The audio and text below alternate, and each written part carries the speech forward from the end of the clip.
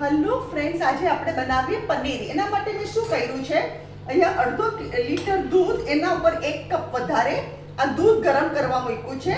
આપણું દૂધ ઓલરેડી ગરમ થઈ ચૂક્યું છે. ઘરમાં પનીર છે ને બહુ સરસ બને અને એકદમ સોફ્ટ બને છે.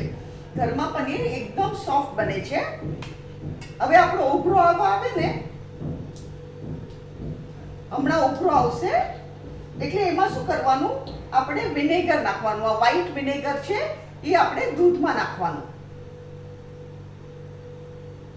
આ પનીર તમે ગમે તેમાં યુઝ કરી શકો. Paneer makhanwala, chole paneer, you can make anything with this paneer. Paneer bhurji.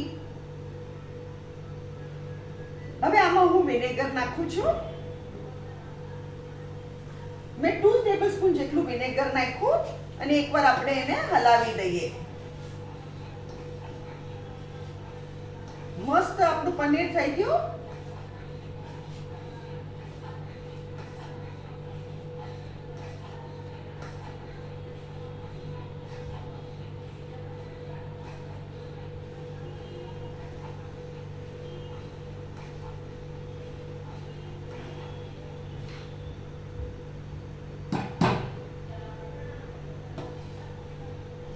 હવે અહીંયા હું ગેસ બંધ કરું છું.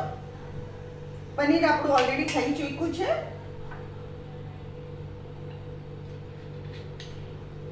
અને 2 સેકન્ડ જરા સેટલ થવા દઈએ.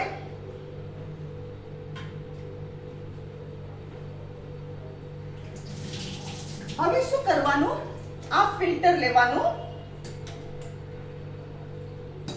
અને આ પનીરને આવી રીતે ફિલ્ટર કરી કાઢવાનું.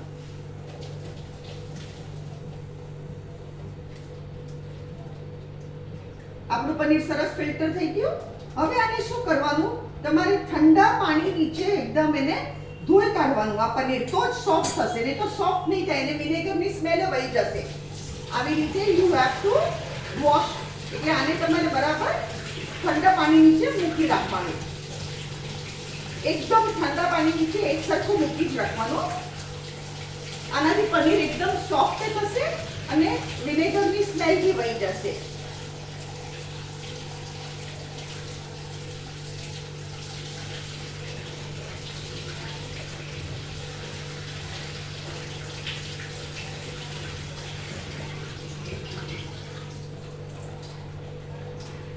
પાણી બધું આવી રીતે નિતારી દેવાનું.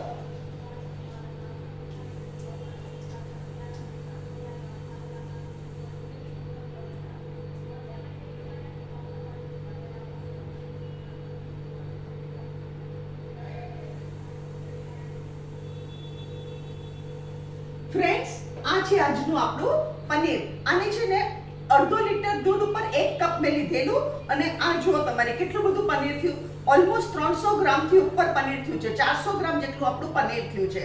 આ બહુ જ સરસ બને અને એકદમ સોફ્ટ બને. અને હવે આપણે એને સેટ થવા દઈએ એટલે જરા એ જામી જશે.